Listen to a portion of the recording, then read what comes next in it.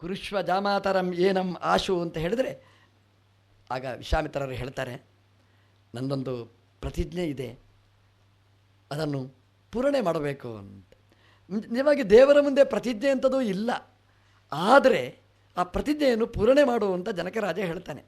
ಯಾಕೆಂತಂದರೆ ಅದರಿಂದ ತಾನು ದೊಡ್ಡವನಾಗಬೇಕು ಅಂತಲ್ಲ, ರಾಮದೇವರ ದೊಡ್ಡಸ್ತಿಗೆ ಇಡೀ ಪ್ರಪಂಚಕ್ಕೆ ಗೊತ್ತಾಗಬೇಕು ಅಂತ. ಜನಕರಾಜ ಸ್ವಚ್ಛಂದವಾಗಿ ತನ್ನ ಮಗಳನ್ನು ಒಬ್ಬನಿಗೆ ಕೊಡಲಿಲ್ಲ, ಒಬ್ಬನಿಗೆ ಕೊಟ್ಟ ಅಂತ ಆಗಬಾರ್ದು. ರಾಮದೇವರು ಸೀತೆಯನ್ನು ಪಡೆದರು. ಯಾಕೆ ಪಡೆದರು ಅಂದರೆ ಮೆರಿಟಲ್ಲಿ ಪಡೆದರು. ಇದು ಯಾರ್ದೋ ಒಂದು ಭಿಕ್ಷುತನ ಬೇಡ. ಮತ್ತು ಏನು ಅಂದರೆ ರಾಮದೇವರು ತನ್ನ ಸ್ವಂತ ಸಾಮರ್ಥ್ಯದಿಂದ ಪಡೆದರು. ಇವತ್ತೆಲ್ಲ ನಾವೆಲ್ಲ ಪಡೀತೇವೆ ನೋಡಿ, ಉದ್ಯೋಗನೋ ಅಥವಾ ವಿದ್ಯಾ ಅವಕಾಶಗಳನ್ನು, ಅದು ಯಾವುದು ಪಡಿತೇವೆ ಅಂದರೆ ನಮ್ಮ ಅರ್ಹತೆಯಿಂದ ಪಡಿಬೇಕಾದ್ದು ನಾವು. ಅದನ್ನು ರಾಮದೇವರು ತೋರಿಸಿಕೊಡಬೇಕಾಗಿತ್ತು. ಹಾಗಾಗಿ ವಿಶ್ವಾಮಿತ್ರ ಜನಕರೇಂದ್ರನಿಗೂ ಅದು ಆಸೆ ಇತ್ತು, ಅರ್ಹತೆಯಿಂದ ರಾಮ ಪಡೆಯಲಿ ಸೀತೆಯನ್ನು ಅಂತ. ಆ ದೃಷ್ಟಿಯಲ್ಲಿ ವಿಶ್ವಾಮಿತ್ರರ ಮುಂಭಾಗದಲ್ಲಿ ಜನಕರಾಜ ನಿವೇದಿಸಿಕೊಳ್ತಾನೆ.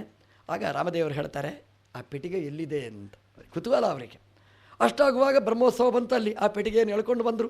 5,000 ಮಂದಿ. ಏನು ವೈಭವ, ಏನು ಖುಷಿ ನೋಡಿ, ನೋಡೋದೇ ಒಂದು ವೈಭವ. ಆ ಪೆಟ್ಟಿಗೆ ಮದುವೆಗಿಂತಲೂ ಆ ಮದುವೆಯ ಪೆಟ್ಟಿಗೆ ಬರುವುದೇ ಒಂದು ವೈಭವ. ಯಾಕಂದರೆ ಅದು ಒಬ್ಬೊಬ್ಬರಿಗೆ ತರಲಿಕ್ಕೆ ಆಗೋದಿಲ್ಲ. ಅಂದರೆ 5,000 ಮಂದಿ ಒಟ್ಟಿಗೆ ಸೇರಿದರು ಅದನ್ನು ತರಬೇಕಾದ್ರೆ. ಅಂದರೆ ಅದರ ತೂಕ ಎಷ್ಟು ಅಂತ ಒಂದು ಸಲ ಆಲೋಚನೆ ಮಾಡಿ. ಎತ್ತುವುದು, ಆಮೇಲೆ ಅದನ್ನು ಪೆಟ್ಟಿಗೆ ತೆಗಿಬೇಕು. ಅಷ್ಟು ಜನ ಎತ್ತಿ ಪೆಟ್ಟಿಗೆ ತೆಗೆದರು. ರಾಮ ಹೀಗೆ ನೋಡಿದ, ವಿಶ್ವಾಮಿತ್ರರನ್ನು ನೋಡಿದ, ವಿಶ್ವಾಮಿತ್ರರು ರಾಮದೇವರನ್ನು ನೋಡಿದರು. ಇಷ್ಟೇ, 2 ವಿಶ್ವಾಮಿತ್ರರ ಕಣ್ಣು, 2 ರಾಮದೇವರ ಕಣ್ಣು ಒಟ್ಟು ಸೇರಿತು. ಅದು ಕಥೆ ಏನಾಯಿತು ಅಂತಂದರೆ, ರಾಮದೇವರ ಕೈ ಆ ಪೆಟ್ಟಿಗೆಯೊಳಗೆ ಹೋಯಿತು. ರಾಮಾಯಣ ಚೆನ್ನಾಗಿ ಹೇಳುತ್ತೆ, ಯಾವ ಕೈಯಿಂದ ಎತ್ತಿದ ಅಂತ. ಬಲ ಕೈಯಿಂದ ಎತ್ತಲಿಕ್ಕೆ ಹೋಗಲಿಲ್ಲ ಅಂತೆ, ಎಡ ಕೈಯಿಂದ ಎತ್ತಿದ ಅಂತ. ಎರಡೂ ನಮ್ಮದೇ ಕೈ, ಬಲ ಆದ್ರೇನು ಎಡ ಆದ್ರೇನು. ಆದರೆ ಬಲಕ್ಕೆ ಸಾಮರ್ಥ್ಯ ಜಾಸ್ತಿ, ಎಡಕ್ಕೆ ಸಾಮರ್ಥ್ಯ ಕಡಿಮೆ. ನಾನು ಎಲ್ಲರ ಬಗ್ಗೆ ಹೇಳೋದಲ್ಲ, ಕೆಲವರಿಗೆ ಲೆಫ್ಟ್ ಹ್ಯಾಂಡ್ ಇರ್ತಾರೆ, ಅದೇನು ಅವರ ಬಗ್ಗೆ ಅಲ್ಲ. ಸಾಮಾನ್ಯವಾಗಿ ಎಡ ಕೈಗಿಂತ ಬಲ ಕೈಗೆ ಶಕ್ತಿ ಜಾಸ್ತಿ. ಅಂದರೆ ನಮಗೆ ರೂಢಿಯಲ್ಲಿ ಬಂದಿರತಕ್ಕಂಥದ್ದು ಬಲ, ಒಳ್ಳೆಯದಕ್ಕೆಲ್ಲ ಕೈಯನ್ನು ನಾವು ಉಪಯೋಗ ಮಾಡ್ತೇವೆ. ನಾವು ಒಬ್ಬರನ್ನು ಹೇಳುವಾಗ ನಾವು ಹಾಗೆ ಹೇಳ್ತೇವೆ ನೋಡಿ, ನನಗೆ ಇವ ಲೆಫ್ಟ್ ಹ್ಯಾಂಡ್ ಅಂತ ಹೇಳೋದಿಲ್ಲ, ಇವ ನನಗೆ ರೈಟ್ ಹ್ಯಾಂಡ್ ಅಂತ ಹೇಳ್ತೇವೆ. ಅದು ಬಲದ ಮೇಲೆ ಏನೋ ಒಂದು ವ್ಯಾಮೋಹ ನಮಗೆ. ಅದು ಬಲ ಕೈ ಅಂದರೆ ಅದರ ಮೇಲೆ ತುಂಬ ಕಾಳಜಿ ನಮಗೆ. ಆದರೆ ರಾಮದೇವರು ಆ ಬಿಲ್ಲನ್ನು ಎತ್ತಬೇಕಾದ್ರೆ ತನ್ನ ಬಲ ಕೈಯನ್ನು ಉಪಯೋಗ ಮಾಡಲಿಲ್ಲ ಅಂತೆ, ಎಡ ಕೈಯಿಂದಲೇ ಎತ್ತಿದ್ರಂತೆ. ಯಾಕೆಂತಂದರೆ ನನಗೆ ಈ ಬಿಲ್ಲು ಎತ್ತಲಿಕ್ಕೆ ಏನೂ ಶಕ್ತಿ ಬೇಡ ಅಂತ ತೋರಿಸ್ಲಿಕ್ಕೋಸ್ಕರನೇ ಬಲಕೈಯನ್ನು ಬಿಟ್ಟರು. ಸಾಮಾನ್ಯವಾಗಿ ರಾವಣಾದಿಗಳೆಲ್ಲ ಒಂದೊಂದು ಕೈ, 2 ಕೈ ಅಲ್ಲ, 20 ಕೈಯನ್ನು ಅದಕ್ಕೆ ಹಾಕಿದ್ದಾನೆ. 20 ಕೈ ಹಾಕಿದರೂ ಸುಸ್ತಾಗಿ ಬಿದ್ದೇ ಹೊರತು ಎತ್ತಲಿಕ್ಕಾಗಲಿಲ್ಲ. ಅಂದರೆ ರಾವಣನಿಗೆ 20 ಕೈಯಿಂದ ಎತ್ತಲಿಕ್ಕಾಗಲಿಲ್ಲ. ರಾಮದೇವರು ಲೀಲಾಜಾಲವಾಗಿ ಎಡಕೈಯಿಂದ ಎತ್ತಿದರು ಅಂತಂದರೆ ಇದು ರಾಮದೇವರ ತಾಕತ್ತನ್ನು ನಮಗೆ ತೋರಿಸಿಕೊಡುವಂಥದ್ದು. ರಾಮದೇವರು ಎಡಕೈಯಲ್ಲಿ ಲೀಲಾಜಾಲವಾಗಿ ಎತ್ತಿದ್ರಂತೆ. ಅಲ್ಲಿದ್ದವರಿಗೆಲ್ಲ ಸಂಶಯ ಬಂತಂತೆ, ಏನೋ ಡ್ಯುಪ್ಲಿಕೇಟ್ ಏನಾದರೂ ಇಟ್ನಾ ಅಂತ. ನಮಗೆ ಬರುವಾಗ ಬೇರೆ ಬಿಲ್ಲು, ರಾಮದೇವರಿಗೆ ಬರುವಾಗ ಏನೋ ಮೋಸ ನಡೆದಿದ ಅಂತ. ಕೆಲವರು ನೋಡುವ ಅಂತ ಹೋದ್ರಂತೆ, ಬೇಡ ಅಂತ ವಾಪಸ್ ಬಂದರಂತೆ. ರಾಮದೇವರು ಆ ಬಿಲ್ಲನ್ನು ಕೈಯಲ್ಲಿ ಎತ್ತಿಕೊಂಡರು, ಅದಕ್ಕೆ ಹಗ್ಗ ಜೋಡಿಸಿದರು. ರಾಮದೇವರು ವಿಶ್ವಾಮಿತ್ರರ ಮುಂದೆ ನಿಂತರಂತೆ. ವಿಶ್ವಾಮಿತ್ರರೇ, ನೀವು ಹೇಳಿದ್ದು ಎಲ್ಲ ಮಾಡಿದೆ, ಒಂದು ಮಾಡಲಿಕ್ಕಾಗಲಿಲ್ಲ ಅಂತ. ಏನು ಅಂತ ಕೇಳಿದ್ರಂತೆ. ನೀವು ಏನು ಹೇಳಿದ್ರಿ? ಬಿಲ್ಲು ಎತ್ತು ಅಷ್ಟು ಮಾಡಿದೆ. ನೀವು ಹೇಳಿದ್ರಿ ಹಗ್ಗ ಜೋಡಿಸು ಅಂತ. ವಿಶ್ವಾಮಿತ್ರರೇ, ಹಗ್ಗ ಜೋಡಿಸ್ಲಿಕ್ಕೆ ಆಗುವುದಿಲ್ಲ ಅಂತ. ಯಾಕೆ ಅಂತ ವಿಶ್ವಾಮಿತ್ರರು ಕೇಳ್ತಾರೆ. ಯಾಕೆ ಹಗ್ಗ ಜೋಡಿಸ್ಲಿಕ್ಕೆ ಆಗುವುದಿಲ್ಲ ಅಂತ? ರಾಮನಿಗೆ ತಾಕತ್ತಿಲ್ಲವಾದ್ದರಿಂದ ಅಲ್ಲ, ರಾಮ ಜೋಡಿಸುವ ಹಗ್ಗದ ತಾಕತ್ತನ್ನು ಧರಿಸಿಕೊಳ್ಳುವ ಶಕ್ತಿ ಆ ಬಿಲ್ಲಿಗೇ ಇರಲಿಲ್ಲಂತೆ. ಯಾವಾಗ ರಾಮ ಹಗ್ಗವನ್ನು ಜೋಡಿಸಿದ, ಬಿಲ್ಲು ತುಂಡಾಯಿತು ಹೊರತು ರಾಮನ ಕೈಗೆ ಏನೂ ಆಗಲಿಲ್ಲ ಅಂತಂದರೆ ಇಡೀ ಜಗತ್ತಿನಲ್ಲಿ ಬಲಿಷ್ಠನಾದವ ಒಬ್ಬ, ಅದು ರಾಮಚಂದ್ರ. ವೀರಬಾಹು ವಿದಾರಣ ಅನ್ನುವ ರಾಮ ಸಹಸ್ರನಾಮ ನಮಗೆ ನೆನಪಿಗೆ ಬರುತ್ತೆ ಅಂತ. ರಾಮನ ಬಾಹು ವೀರ, ಎಲ್ಲರದ್ದು ಬಾಹು ವೀರ ಆಗಬೇಕು ಅಂತೇನಿಲ್ಲ. ವೀರಬಾಹು ಅಂದರೆ ವೀರರಿಗೂ ಎತ್ತಲಿಕ್ಕೆ ಆಗದೇ ಇದ್ದದ್ದನ್ನು ಬಹತಿ ವಹತಿ ಇತಿ ಬಾಹು, ವೀರಬಾಹು ಅಂದರೆ ವೀರರಿಂದ ಯಾವ ವೀರರಿಂದಲೂ ಎತ್ತಲಿಕ್ಕಾಗಲಿಲ್ಲ ಅಂಥ ಧನುಸ್ಸನ್ನು ರಾಮ ಬರೀ ಲೀಲಾಜಾಲವಾಗಿ ಎತ್ತಿದ. ಆ ಹಗ್ಗ ಜೋಡಿಸ್ಲಿಕ್ಕಾಗಲಿಲ್ಲ. ಯಾಕೆಂದರೆ ಮಧ್ಯತಃ ತತ್ಪ್ರವಿಭಜ್ಜ ಅಂತ. ಈ ಉತ್ಸವದಲ್ಲೆಲ್ಲ ತೆಂಗಿನಕಾಯಿ ಕೊಡ್ತಾರೆ ನಮ್ಮ ಹತ್ರ, ಅದನ್ನು ಒಡೀರಿ ಅಂತ. ಎಲ್ಲಿಯೋ ಅಜಕಾಯಿ ಅಂತ ನಾವೆಲ್ಲ ಹೇಳ್ತಾರೆ ನೋಡಿ. ರಥದ ಮುಂದೆ ಉತ್ಸವ ಕೊಟ್ಟರೆ ತೆಂಗಿನಕಾಯಿ ಅಂತ ಎಲ್ಲರೂ ಕೈ ಹಿಡಿತಾರೆ, ಕೆಲವ್ರಿಗೆ ಗೊತ್ತಿಲ್ಲ ತೆಂಗಿನಕಾಯಿ ಮನೆ ಕೊಂಡೋಗ್ಲಿಕ್ಕೆ ಅಂತ ತಿಳ್ಕೊಂಡಿರ್ತಾರೆ. ಅದಲ್ಲಿ ಒಡೆಯಬೇಕು. ಒಡೆಯುವ ಕತೆ ನೀವು ನೋಡಿ, ಭಾಳ ಕಷ್ಟ ಅಂದರೆ ಭಾಳ ಕಷ್ಟಪಡ್ತಾರೆ. ಏನು ಇಲ್ಲಿಂದ ಪ್ರಯತ್ನ ಪಡ್ತಾರೆ ಎತ್ತಿ, ಅದು ಎಲ್ಲೆಲ್ಲಿಯೋ ಕೆಲವು ತುಂಡೇ ಆಗೋದಿಲ್ಲ, ಹಾಗೆ ಇಡೀ ಇರ್ತದೆ. ಕೆಲವು ತುಂಡಾಗ್ತದೆ, ಎಲ್ಲೆಲ್ಲಿಯೋ ತುಂಡಾಗುತ್ತೆ. ಅದು ಸುಲಭ ಏನೂ ಅಲ್ಲ. ಒಂದು ತೆಂಗಿನಕಾಯಿ ನಾವು ಒಡೆದ್ರೆ ಸರಿಯಾಗಿ ತುಂಡು ಮಾಡಲಿಕ್ಕೆ ಆಗೋದಿಲ್ಲ. ಇವರು ಕತ್ತಿ ಹಿಡ್ಕೊಳ್ತಾರೆ, ಲಟ ಲಟ ಲಟ, ಪಕ್ಕದ ಮನೆಗೆಲ್ಲ ಕೇಳುತ್ತೆ ಏನಪ್ಪ ಇದು ಯುದ್ಧ ನಡೀತದೆ ಅಂತ. ಆದರೆ ಕೊನೆಗೆ ತುಂಡಾಗುವಾಗ 4-8 ತುಂಡಾಗಿರ್ತದೆ, ಅದರಲ್ಲಿ ಸರಿ ತುಂಡು ಮಾಡಲಿಕ್ಕಾಗೋದಿಲ್ಲ. ಆದರೆ ರಾಮದೇವರು ಆ ಬಿಲ್ಲನ್ನು ಕೈಗೆ ಎತ್ತಿದ್ದಾರೆ, ಅದನ್ನು ತುಂಡು ಮಾಡಿದ್ದಾರೆ. ಹೇಗೆ ತುಂಡು ಮಾಡಿದ್ದಾರೆ ಅಂದರೆ, ಅದರಲ್ಲಿ ನೀವು ಮೆಷರ್ಮೆಂಟ್ ಮಾಡಿದರೆ ಮಧ್ಯತಃ ತತ್ಪ್ರವಿಭಜ್ಯ, ಆ ಧನುಸ್ಸಿನ ಮಧ್ಯದಲ್ಲಿ ತುಂಡು ಮಾಡಿದ್ದಾರೆ ಅಂತಂದರೆ ರಾಮದೇವರಂತಹ ಲೆಕ್ಕದ ಮನುಷ್ಯ ಪ್ರಪಂಚದಲ್ಲಿ ಇನ್ನೊಬ್ಬರಿಲ್ಲ ಅನ್ನೋದನ್ನು ರಾಮಾಯಣ ನಮಗೆ ತೋರಿಸ್ತದೆ. ವಿದಾರಣ ಅಂದರೆ ವಿಶೇಷೇಣ ಧಾರಯತೀತಿ ವಿದಾರಣ, ಅದನ್ನು ಸರಿಯಾಗಿ ತುಂಡು ಮಾಡಿದ ಅಂತ. ಎಲ್ಲಿ ತುಂಡು ಮಾಡಬೇಕೋ ಅಲ್ಲಿ ಅದನ್ನು ಮಧ್ಯದಲ್ಲಿ ಅದನ್ನು ತುಂಡು ಮಾಡಿ ಇಡೀ ಜಗತ್ತಿಗೆ ತೋರಿಸಿಕೊಟ್ಟ ನಮ್ಮ ಆಚಾರ್ಯರು ಹೇಳ್ತಾರೆ. ರಾಮ ಅದನ್ನು ತುಂಡು ಮಾಡಿದ, ಪಾಪ ಎಷ್ಟು ಕಷ್ಟ ಆಯಿತು, ಎಷ್ಟು ಶರ್ಬತ್ ಖಾಲಿ ಆಯಿತು, ಎಷ್ಟು ನೀರು ಕುಡಿದ, ಸುಸ್ತಾದ, ಶ್ರಮಪಟ್ಟ ಅಂತ. ಅದನ್ನು ಎಷ್ಟು ಚೆನ್ನಾಗಿ ಹೇಳ್ತಾರೆ ಆಚಾರ್ಯರು ಅಂತಂದರೆ, ಯಥ ಇಕ್ಷುದಂಡಂ ಶತಮನ್ಯು ಕುಂಜರಹ ಅಂತ. ಇಕ್ಷುದಂಡ ಅಂತ ಒಂದು ಬಿಲ್ಲಿನ ಒಂದು ಜಲ್ಲೆ ಇದೆ, ಕಬ್ಬಿನ ಜಲ್ಲೆ ಇದೆ, ಒಂದು ಕಬ್ಬಿನ ಜಲ್ಲು ಅಂದರೆ ನಮಗೇನು ಸುಲಭ ಏನೂ ಅಲ್ಲ. ಅದನ್ನು ತುಂಡು ಮಾಡಿಕೊಟ್ಟರು ಜೈಲಿಕ್ಕಾಗೋದಿಲ್ಲ, ಅಲ್ಲೇ ಮುರಿದು ಹೋಗುತ್ತೆ. ಆದರೆ ದಂತಿ ಇದೆ ನೋಡಿ, ಆನೆ, ಆ ಆನೆಗೆ ಕಬ್ಬಿನ ತೋಟ ಸಿಕ್ಕಿದರೆ ಇನ್ನೆಂಥದ್ದು ಬೇಡ ಅಂತೆ.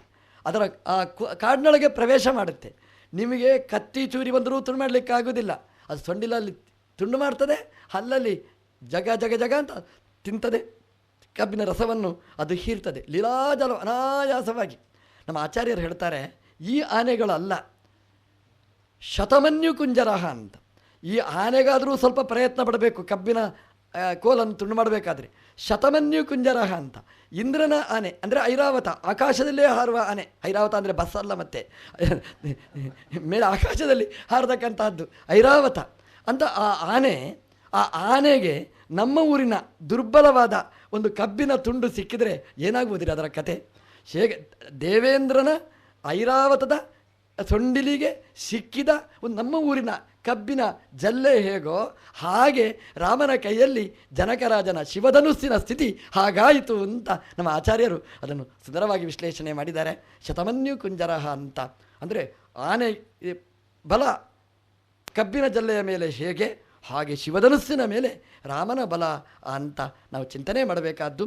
ಯಾವಾಗ ಆ ಧನುಸ್ಸನ್ನು ಮಧ್ಯದಲ್ಲಿ ತುಂಡು ಮಾಡಿದ, ಸೀತಾದೇವಿ ಮಾಲೆಯನ್ನು ಹಿಡ್ಕೊಂಡು ಬರ್ತಾಳಂತೆ, ರಾಮದೇವರ ಕೊರಳಿಗೆ ಹಾಕಬೇಕು ಅಂತ. ರಾಮದೇವರು ತಟಸ್ಥವಾಗಿ ನಿಂತರಂತೆ, ಸ್ತಬ್ಧರಾಗಿ ನಿಂತರಂತೆ. ಸೀತಾದೇವಿಗೆ ಆಶ್ಚರ್ಯ, ಎಷ್ಟು ಜನ ಕೊರಳು ಬಗ್ಗಿಸಿ ನಿಂತಿದ್ದಾರೆ, ಮಾಲೆ ಹಾಕಬೇಕು ಸೀತಾದೇವಿ ಅಂತ. ಇವರು ರಾಮದೇವರು ನೆಟ್ಟಗೆ ನಿಂತಿದ್ದಾರೆ. ಸೀತೆ ಇಷ್ಟು ಹುಡುಗಿ, ಚಿಕ್ಕ ಹುಡುಗಿ. ರಾಮನಿಗೆ 16 ವರ್ಷ ಅಂತಂದರೆ ಸೀತಾದೇವಿಗೆ ಎಷ್ಟು 8 ವರ್ಷ ಇರ್ಬೋದು ಅಂತ ಹುಡುಗಿ, ಚಿಕ್ಕ ಹುಡುಗಿ. ಮಾಲೆ ಹಾಕಬೇಕು, ರಾಮ ಹಿಂಗೆ ನಿಂತುಬಿಟ್ಟಿದ್ದಾನೆ, ಹೇಗೆ ಮಾಡಬೇಕು? ಅದಕ್ಕೆ ಎತ್ತಲಿಲ್ಲ, ಬಾಗ್ಲೇ ಇಲ್ಲಂತೆ. ಯಾಕೆ ಅಂತ ರಾಮದೇವರದ ಮುಖ ನೋಡೋದು ಎಲ್ಲರೂ ನೋಡಿ, ಎಲ್ಲರೂ ಆಶ್ಚರ್ಯ ಪಡ್ತಾರೆ, ಆಸೆ ಪಡ್ತಾರೆ, ಈ ರಾಮನಿಗೆ ಏನಾಗಿದೆ ಅಂತ. ರಾಮದೇವರು ಸುಮ್ಮನೆ ನಿಂತಾರೆ, ಗಂಭೀರವಾಗಿ ನಿಂತರಂತೆ. ವಿಶ್ವಾಮಿತ್ರರಿಗೆ ಎಷ್ಟು ಖುಷಿ ಆಯಿತು ಅಂತಂದರೆ, ಶಿಷ್ಯ ಗುರುಭಕ್ತಿ ಅಂದರೆ ಹೀಗಿರಬೇಕು ಅಂತ. ವಿಶ್ವಾಮಿತ್ರರು ಎಷ್ಟು ಹೇಳಿದ್ದಾರೆ ಅಷ್ಟು ಮಾತ್ರ ಕೇಳುವ ಒಬ್ಬ ಶಿಷ್ಯ. ವಿಶ್ವಾಮಿತ್ರರು ಹೇಳಿದ್ದೇನು? ರಾಮ ಬಿಲ್ಲಿಗೆ ಹಗ್ಗ ಜೋಡಿಸುವಂತ ಅಷ್ಟು ಮಾತ್ರ ಹೇಳಿದ್ದು. ಸೀತೆಯ ಮಾಲಿಗೆ ಕೊರಳೊಡ್ಡು ಅಂತ ಹೇಳಿದ್ದಾರ? ಹೇಳಲಿಲ್ಲ ಅವರು. ಹಾಗಾಗಿ ಅದು ಕೊರಳನ್ನು ಒಡ್ಲೇ ಇಲ್ಲಂತೆ, ಅವನು ಸುಮ್ಮನೆ ನಿಂತಂತೆ. ವಿಶ್ವಾಮಿತ್ರರು ಎಷ್ಟು ಖುಷಿ ಆಯಿತು ಅಂತಂದರೆ, ವಿಶ್ವಾಮಿತ್ರರು ಹೇಳಿದರು, ರಾಮ ಧನುಸ್ಸು ತುಂಡು ಮಾಡೋದು ನನಗೆ ಮುಖ್ಯ ಅಲ್ಲ, ನೀನು ಜನಕರಾಜನ ಮನಸ್ಸು ತುಂಡು ಮಾಡೋದು ನನಗೆ ಮುಖ್ಯವಾಗಿ ಬೇಕಾಗಿತ್ತು. ಜನಕರಾಜನ ಮನಸ್ಸು ಮುರಿದು ನನ್ನ ಮಗಳನ್ನು ನಿನಗೆ ಕೊಟ್ಟಿದ್ದಾನೆ, ಸ್ವೀಕಾರ ಮಾಡು ವಿಜಯಮಾಲೆ ಅಂತ ಹೇಳಿದಾಗ ರಾಮ ಮಾಲೆಯನ್ನು ಸ್ವೀಕಾರ ಮಾಡಿದ. ಇದು ನಮಗೆ ತೋರಿಸಿಕೊಡುವ ಚಿಂತನೆ ರೀ.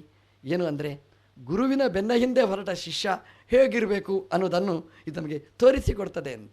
ಗುರು ಎಷ್ಟು ಹೇಳಿರ್ತಾನೆ ಅಷ್ಟು ಶಿಷ್ಯ ಕೇಳಬೇಕು, ಅದಕ್ಕಿಂತ ಒಂದು ಹೆಜ್ಜೆ ಮುಂದಿಡಬಾರ್ದು ಅಂತ. ಇವತ್ತು ಕಾಲೇಜುಗಳನ್ನು ನೋಡ್ತೇವೆ, ಗುರುಗಳಿಗೆ ತಿರುಮಂತ್ರ ಹಾಕ್ತಾರೆ ಶಿಷ್ಯರುಗಳು. ಕಾಲೇಜ್ ಜೀವನ ನಾವು ಪತ್ರಿಕೆಯಲ್ಲಿ ಓದ್ತಲೇ ಇರ್ತಾರೆ, ಗಲಾಟೆ ಮಾಡೋದನ್ನೆಲ್ಲ ನೋಡ್ತೇವೆ.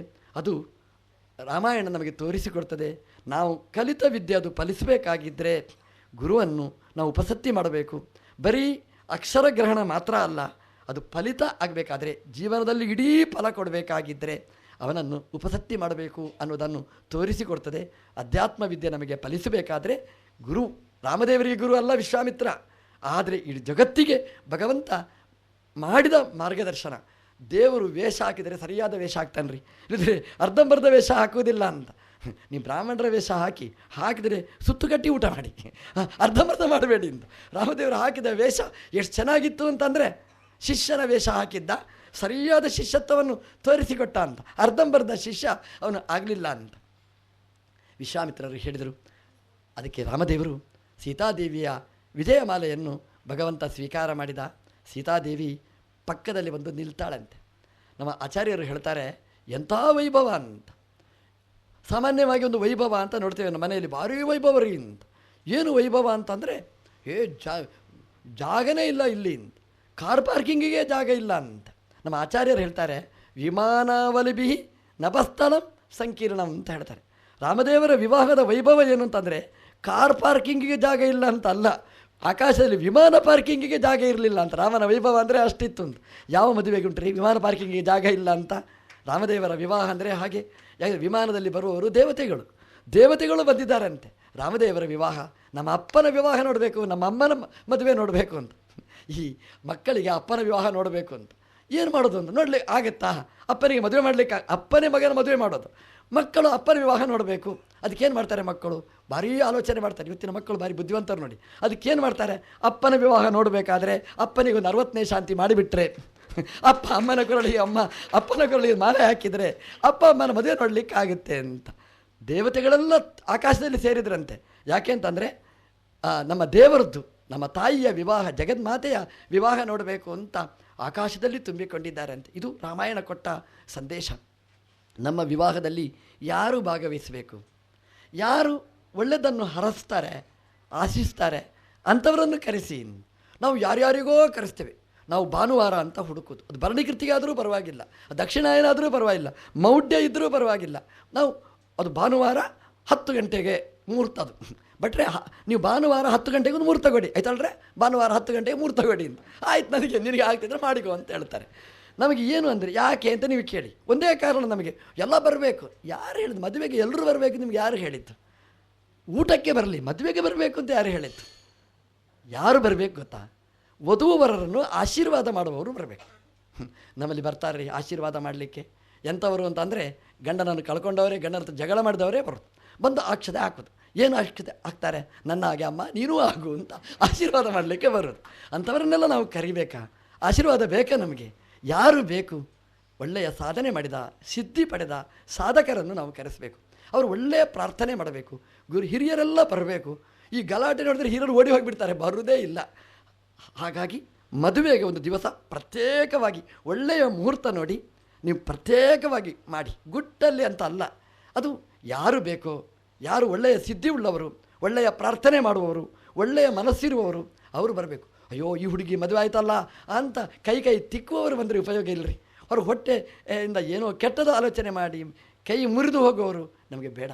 ನಮ್ಮ ಜೊತೆಗೆ ಒಳ್ಳೆಯ ಸಂಕಲ್ಪ ಮಾಡೋರು, ಒಳ್ಳೆಯ ಆಶೀರ್ವಾದ ಮಾಡುವವರು ನಮಗೆ ಬೇಕು. ಇದು ರಾಮಾಯಣ ನಮಗೆ ತೋರಿಸ್ತದೆ. ದೇವತೆಗಳು ಬರಬೇಕು, ಮುನಿಗಳು ಬರಬೇಕು, ದೇವತೆಗಳಂಥವರು ಬರಬೇಕು, ಭೂಸುರರು ಬರಬೇಕು.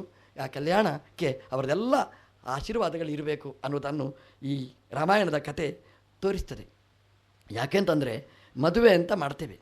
ಮದುವೆ ಅಂದರೆ ಬರೀ ಗಮ್ಮತ್ತಲ್ಲಿ ಪರ್ಯವಸಾನ ಆಗುತ್ತೆ ಹೊರತು ಆ ಮದುವೆಯಲ್ಲಿರ್ತಕ್ಕಂತಹ ಕ್ರಮಗಳು ಎಲ್ಲ ಗೌಣ.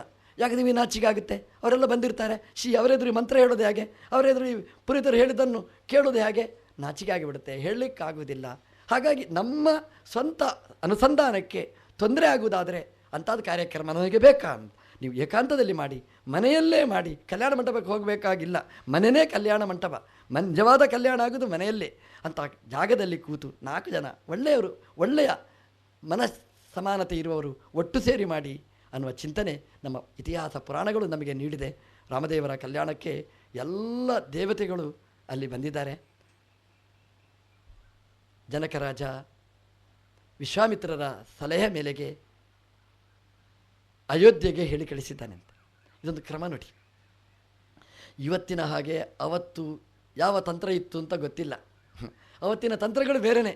ಇಲ್ಲಿಂದ ಕಾಲ್ನಡಿಗೆಯಲ್ಲೇ ಜನ ಕಳಿಸಬೇಕಾಗಿತ್ತು. ಹೋಗಿ ಅಲ್ಲಿಂದ ಇಲ್ಲಿವರೆಗೆ ದಶರಥ ಎಲ್ಲ ಪರಿವಾರ ಸಹಿತ ಇಡೀ ಅಯೋಧ್ಯ ಪಟ್ಟಣ ಮಿಥಿಲಾ ಪಟ್ಟಣಕ್ಕೆ ಬಂತು. 2 ಪಟ್ಟಣಗಳು, ದಶರಥ, ಜನಕರಾಜ ಇಬ್ಬರು ಸೇರಿದರು. ಎಲ್ಲ ಸೇರಿದರು. ಒಂದೇ ಕಲ್ಯಾಣ ಮಂಟಪದಲ್ಲಿ ಒಂದು ಕಲ್ಯಾಣ ಅಲ್ಲ, 4 ಕಲ್ಯಾಣಗಳು ನಡೆಯಿತು. ರಾಮ, ಲಕ್ಷ್ಮಣ, ಭರತ, ಶತ್ರುಘ್ನ 4 ಮಂದಿಯ ಮದುವೆಯನ್ನು ನಡೆಸಿದರು. ದಶರಥ ಸಂಕಲ್ಪ ಮಾಡಿದ್ದು ಒಂದು ಮದುವೆ ಮಾಡಬೇಕು ಅಂತ, ರಾಮನಿಗೆ ಹುಡುಗಿ ಹುಡುಕಿ ಮದುವೆ ಮಾಡಬೇಕು ಅಂತ. ವಿಶ್ವಾಮಿತ್ರರು ಹೇಳಿದರು, ನೀನು ಹುಡುಗಿ ಹುಡುಕುವುದಲ್ಲ, ನಮ್ಮ ದೇವರಿಗೆ ಹುಡುಗಿ ಫಿಕ್ಸೆಡ್. ಅದು ದೇವರು ಮೊದಲೇ ಸಂಕಲ್ಪ ಮಾಡಿದ್ದಾನೆ, ಅವನ ಸಂಕಲ್ಪ ಪ್ರಕಾರ ಆಗಬೇಕಾದ್ದು. ನಿನಗೆ ಗೊತ್ತಿಲ್ಲ, ಹುಡುಗಿಯನ್ನು ಹುಡುಕುವ ಕ್ರಮ ಹೇಗೆ ಗೊತ್ತಾ? ಅದಕ್ಕೊಂದು ಅರ್ಹತೆ ಬರಬೇಕು. ಹುಡುಗಿಯ ಕೈ ಹಿಡಿಯಬೇಕಾದ್ರೆ ಏನು? ಕ್ಷತ್ರಿಯ ಅಂತಂದರೆ ಬಾಹುಬಲ ಉಳ್ಳವ. ಇಡೀ ಜಗತ್ತಿಗೆ ಏನು ಮಾಡಬೇಕು ಅದನ್ನು ಮಾಡಿ ದುಷ್ಟ ನಿವಾರಣೆ ಮಾಡಿದ, ಶತ್ರು ಅನಿಷ್ಟವನ್ನು ನಿವಾರಣೆ ಮಾಡಿದ, ಇಷ್ಟವನ್ನು ಕೊಟ್ಟ, ಕೊನೆಗೆ ಮದುವೆ ಆದ. ಇದು ರಾಮಾಯಣ ನಮಗೆ ಹೇಳೋದು. ಅನಿಷ್ಟ ತಾಟಕೆ, ಸುಬಾಹು, ಮಾರೀಚ, ಅವನ ಪರಿವಾರ ಎಲ್ಲ ಸಂಹಾರ ಮಾಡಿದ. ಅನಿಷ್ಟಗಳೆಲ್ಲ ಹೋಯಿತು. ಸಮಾಜಕ್ಕೆ ಏನು ಕಂಟಕಗಳಿವೆ ಅದೆಲ್ಲ ದೂರೀಕರಣ ಮಾಡಿದ. ಒಳ್ಳೆಯದು, ಸಮಾಜಕ್ಕೆ ಒಳ್ಳೆಯದು ಅಂದರೆ ಡೈವರ್ಟ್ ಕೇಸ್ ಅದನ್ನು ಸರಿಪಡಿಸಿದ. ಅಹಲ್ಯೆ ಗೌತಮರನ್ನು ಒಟ್ಟು ಸೇರಿಸಿದ. ಅಂದರೆ ಸಮಾಜಕ್ಕೆ ಒಳ್ಳೆಯದು ಮಾಡಿದ, ಸಮಾಜಕ್ಕೆ ಇರತಕ್ಕಂಥ ಅನಿಷ್ಟವನ್ನು ದೂರ ಮಾಡಿದ. ಹಾಗಾಗಿ ಅನಿಷ್ಟ ನಿವಾರಣೆ ಮಾಡಿ ಇಷ್ಟವನ್ನು ಕೊಟ್ಟದ್ರಿಂದ ರಾಮದೇವರು ಹೇಳಿದರು, ಇವತ್ತು ನನಗೆ ಸೀತೆಯ ಕೈ ಹಿಡಲಿಕ್ಕೆ ಬೇಕಾದ ಅರ್ಹತೆ ನನಗಿದೆ ಅಂತ ತೋರಿಸಿ ಭಗವಂತ ಕಲ್ಯಾಣದ ಘಟ್ಟವನ್ನು ರಾಮಾಯಣ ನಮಗೆ ತೋರಿಸಿಕೊಟ್ಟಿದೆ. ಮಾಧವ ಪೃಥುಹು ಅನ್ನುವ ಶಬ್ದ ನಮಗೆ ತೋರಿಸಿಕೊಡ್ತದೆ. ಮಾ ಅಂದರೆ ಲಕ್ಷ್ಮೀದೇವಿ, ಅಂದರೆ ಸೀತಾದೇವಿ. ದವ ಅಂದರೆ ದವಃ ಪ್ರಿಯ ಪತಿ ಭರ್ತ. ದವ ಅಂದರೆ ಗಂಡ. ಮಾಯಾ ದವಃ ಅಂದರೆ ಸೀತೆಯ ಗಂಡನಾದ ಸಾಕ್ಷಾತ್ ಲಕ್ಷ್ಮೀದೇವಿಯ ಗಂಡನಾದ ಭಗವಂತ. ಕಾಣುವ ದೃಷ್ಟಿಯಲ್ಲಿ ಗಂಡನಾದ ಅಂದರೆ ಮೊದಲೇ ಭಗವಂತ ಗಂಡ ಆಗಿದ್ದ, ಈಗ ಅದನ್ನು ಜಗತ್ತಿಗೆ ತೋರಿಸಿಕೊಟ್ಟ ರಾಮಚಂದ್ರ ಮಾಧವನಾಗಿ ಮೆರೆದ ಅನ್ನುವ ಕಥೆಯನ್ನು ರಾಮಾಯಣ ನಮಗೆ ಉಲ್ಲೇಖ ಮಾಡಿದೆ. ಸಹಸ್ರನಾಮದ ಜೊತೆಗೆ ಆ ರಾಮಾಯಣದ ಕಥೆಯನ್ನು ನಾವು ಚಿಂತನೆ ಮಾಡಿ ರಾಮ ಸೀತೆಯರು ಒಟ್ಟು ಸೇರಿದ್ದಾರೆ. ಈ ಕಥೆ ನಾವು ಮರಿಬಾರದು. ಇದು ಉತ್ತರಾಖಂಡ ಅಲ್ಲ, ಉತ್ತರೋತ್ತರ ಕಾಂಡದಲ್ಲಿ ಇದನ್ನು ಮರೀಲಿಕ್ಕಿಲ್ಲ. ಒಟ್ಟಾದ ಸೀತಾರಾಮರು ಮತ್ತೆ ಬಿಕ್ಕಟ್ಟಾಗಲಿಲ್ಲ, ಇದು ನಾವು ಮರೆಯಲೇಬಾರದು. ಈ ಕಥೆಯ ಹಿನ್ನೆಲೆ ಈ ತತ್ವದ ಜೊತೆಗೇ ಇಡೀ ರಾಮಾಯಣದ ಚಿಂತನೆ ನಾವು ಮಾಡಬೇಕು. ಯಾರಿಗಾದರೂ ಅಲ್ಲಿ ವಿಸಂಧಿ ಆದದ್ದುಂಟು, ಆದರೆ ರಾಮ ಮತ್ತು ಸೀತೆ ಅವರಿಗೆ ಪ್ರತ್ಯೇಕತೆ ಆಗಲಿಲ್ಲ, ಒಟ್ಟಿಗೆ ಇದ್ದರು. ಇವತ್ತು ಏನು ಕಲ್ಯಾಣ, ಇದು ಕೊನೆ ತನಕ ಈ ಕಲ್ಯಾಣ ಇತ್ತು. ಇವತ್ತೂ ಕೂಡ ಸೀತಾರಾಮರು ಒಟ್ಟಿಗೆ ಇದ್ದಾರೆ ಅನ್ನುವ ಚಿಂತನೆ ನಾವು ಮಾಡಿದರೆ, ಸೀತೆ ರಾಮನ ಜೊತೆಗೆ ಇದ್ದಾಳೆ ಅಂತ ನಾವು ಚಿಂತನೆ ಮಾಡಿದರೆ, ನಮ್ಮ ಸಂಪತ್ತು ಅಂದರೆ ಬರೀ ದುಡ್ಡು, ಬೆಳ್ಳಿ, ಬಂಗಾರ, ವಜ್ರ, ವೈಡೂರ್ಯ ಅಲ್ಲ. ನಮ್ಮ ಸಂಪತ್ತು ಅಂದರೆ ಆನಂದದ ಸಂಪತ್ತು ಅದು ನಮ್ಮೊಟ್ಟಿಗೆ ಇರಬೇಕಾದ್ರೆ ಸೀತೆ ರಾಮನ ಜೊತೆಗೆ ಇದ್ದಾಳೆ ಅನ್ನೋ ಉಪಾಸನೆ ನಾವು ನಿತ್ಯ ಮಾಡಿದರೆ ನಮ್ಮ ಸಂಪತ್ತು, ಆರಾಮ, ಆನಂದ ಅದು ನಮಗೆ ಸಿಗ್ತದೆ.